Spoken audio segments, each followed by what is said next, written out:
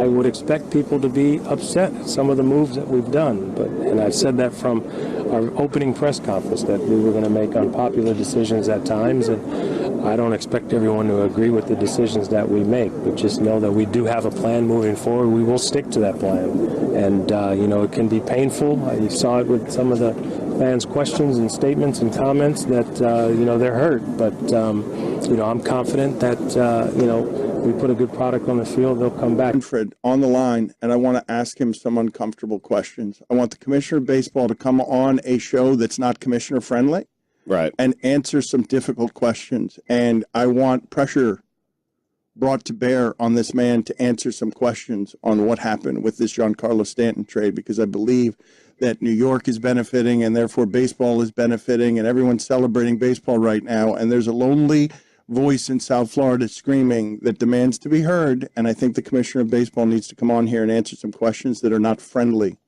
Not this safe space where we're real easy on commissioners because we have partnerships with the sports.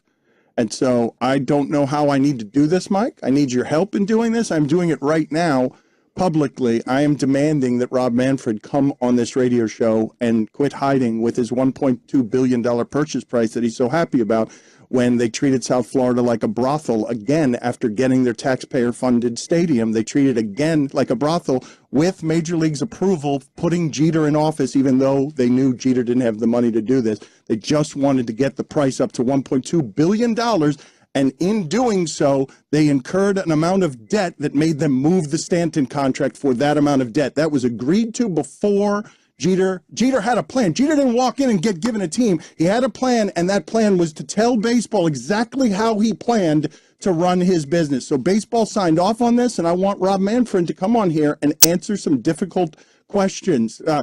Come on, Commissioner. Let's not hide, and let's not play politics, and let's not do this soft stuff that commissioners do.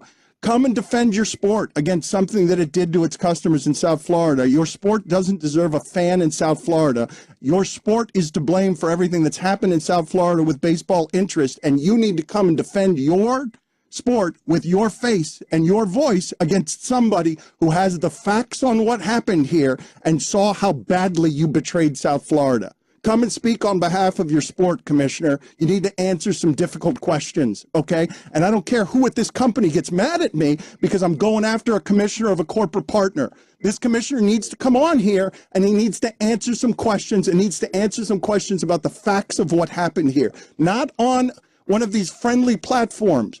Come and do a difficult interview, Manfred, because what you guys did here, you don't deserve the customers that you have in South Florida. What few you have remaining, you don't deserve them because you betrayed them too many times using South Florida as a...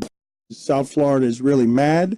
Baseball has been really bad to South Florida for many years, and I don't believe that baseball deserves a single customer in South Florida. So that's where we start, and it's not much of a welcome, but... It's a nice way of saying thank you for the time. Well, today. Thank you for the time, but I want to get to the questions. Yeah. So thank you, Rob, for joining us, but... Were you aware Well, can I stop? Let me just stop you. I mean, I understand the concerns that have been expressed in South Florida. The one thing that I think you leave out in your description is there have been 2 World Series champions in South Florida.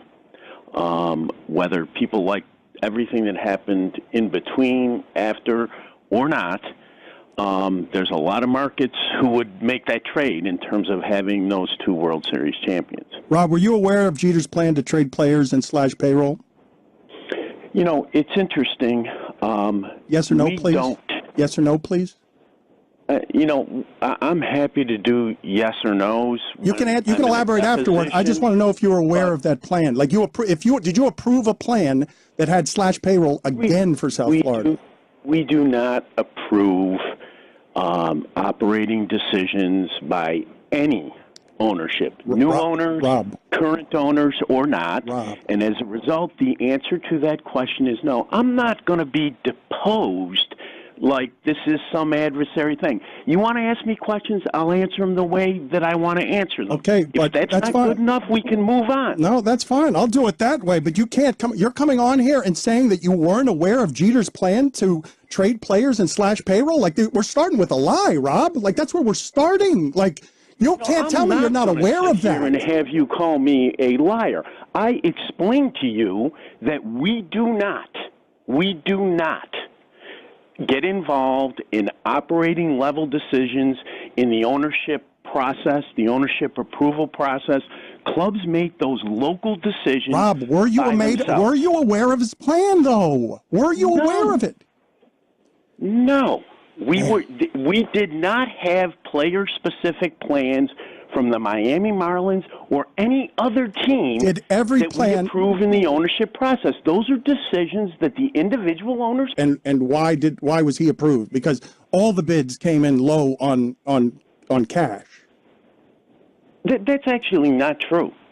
I mean, I know you keep saying these things on the radio, but you have no idea what the cash was in this deal. The fact of the matter is, this club, after the transaction, had the same amount of debt as it had pre-transaction, and the largest commitment of equity of any franchise in the history of Major League Baseball. But Rob, they have to. The single largest commitment of equity ever in the history of the game. Well, I know that, Rob. I know that part. The reason I interrupt you is because I think you cared more about that $1.2 billion asking price than you did about the fans of South Florida.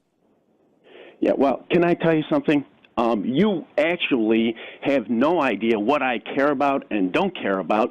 The fact of the matter is, a competitive club in each one of our 30 markets is my foremost concern. Well, but Rob, you got a problem here now, though, because you're not going to have many fans. They want to get the revenue up. They're not going to be able to get the revenue up because of the hostility in this market, because this has happened 4 times. And now what happened after trading Cabrera with a new stadium with Giancarlo Stanton? Like, the revenue's never going to get up unless they win. And if they don't win, then we've got a ballpark and baseball just failing here at everything but business, because you still got your one.